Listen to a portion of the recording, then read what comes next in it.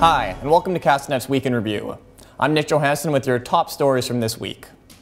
6.5 years after 18-year-old Taylor Van Diest was murdered Halloween night in Armstrong, her killer, Matthew Forster, was sentenced for second-degree murder.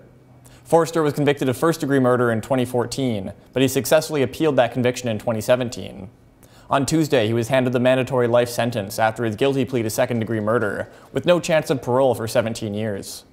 I don't think he feels remorse. The judge felt, oh yes, I think he probably does. No, I don't believe he does.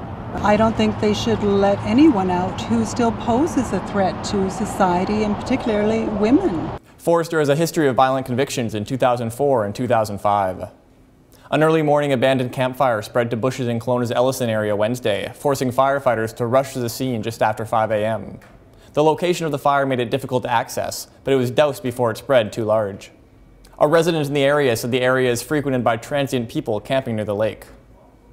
Residents of the Willow Beach Mobile Home Park north of Osoyoos have been put out of their homes for a month due to flooding. While the RDOS has lifted the evacuation alert for the area, residents can't return home until utilities have been reconnected. For that to happen, the electrical grid has to be inspected. The owner of the property is offering discounted rental rates for pads on the property to make up for the days residents have been evacuated. A Peachland couple recently lost a custody battle over their young daughter after a BC Supreme Court judge dismissed their appeal. The couple, whose names are protected to protect the identity of the child, spoke in tongues during their court hearing and refused legal aid, instead claiming a stuffed animal lion that Jesus spoke to them through was their lawyer. Their extreme religious views have made them unwelcome at several churches, usually stemming from incidents where they have attempted to purge churches of evil influences. The court found the parents could not provide a safe environment for their daughter.